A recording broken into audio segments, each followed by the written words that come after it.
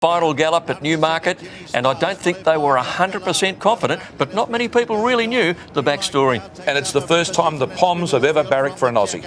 Pastoral Player is further back in the field. They're followed then by Krypton Factor. Red Rock is out the back and company with Jenky, then Serious Prospect, who's at the tail of the field as they race up now towards halfway, and Soul the leader from Bogart, and now Black Caviar ambling up on the near side in third. They're a length to Escalade, followed by Krypton Factor and Jimmy Stars and Restia d'Argent, and further back is Jenky. But as they come up now onto the course proper, 2 furlongs left to go. Soul is the leader. Now Nolan starts to shake the reins at Black Caviar. She starts to move up on the near side. She draws level now with a furlong left to go. Now he says go on the mare. She gets about a half length in front of Soul. Restia d'Argent, Moonlight Cloud coming home fast, but it's Black Caviar in front with 100 yards left to go. Here's Restia d'Argent and Moonlight Cloud. He eases up near the line. Here's Moonlight Cloud. It's tight. Black Caviar and Moonlight Cloud in a photo. In third. The drama of the race was nothing compared to the aftermath of the race, with Black Caviar, Greg, winning by a nose, but there was going to be so much more to be spoken about after this race. There sure was. She was hurt in the run, and that was apparent the way she pulled up. Once Luke eased on her, she wanted to give up as well because she was hurting. She'd done a quadricep, she'd damaged her sacroiliac, so she was running through pain in that final furlong. Both trainer and also rider, no doubt, relieved, particularly Peter Moody. I think he's just a weight off his shoulders, but Luke Nolan really was put in the microscope and he was feeling the pressure after the race. Luke, what happened in the closing stages? I probably just underestimating the testing track of Ascot. I was kind of late and she'd had enough, and the big engine throttled right down. It's quite unfortunate because it's going to overshadow what was a very good win. They're going to talk about more about my brain fade than the horse's fantastic effort. Do you feel that prior to that she had shown the superiority that you expected?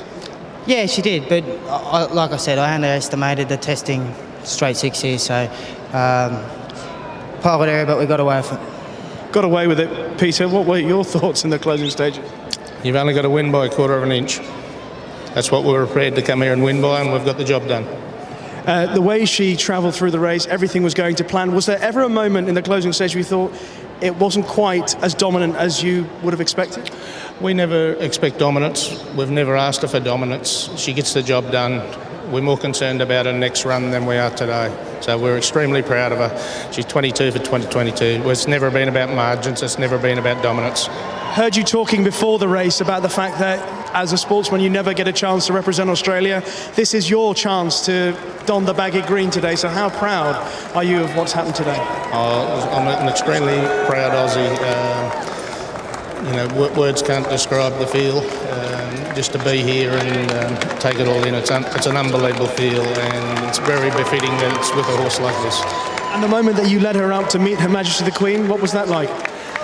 Something I never thought I'd experience. No, it was quite overwhelming. There's no doubt Your Majesty is certainly a horse lover, and the two Queens of Australia, maybe. And Luke, are you going to be able to enjoy this eventually? Oh, look, I will. Look, shit, we won. Doesn't matter, does it? Look, but I think it may overshadow what was a fantastic job. You could be forgiven for thinking that they'd lost the race, but the margin, albeit narrow, was a great victory. I take my hat off to Luke Nolan for being so courageous and being so forthright. He could have dodged those questions, but he took responsibility for it. How was he to know that she would pull up like that when she's never done that in a career before? No, well, she was hurt, and it was pretty obvious, post-race, not so much during the race. We didn't realise what was going on, but she'd had those 2 serious injuries, and when Luke eases, she obviously thinks the job's done, Terry, and starts to ease up herself. But thank goodness she did hang on for one of the most dramatic wins of her career.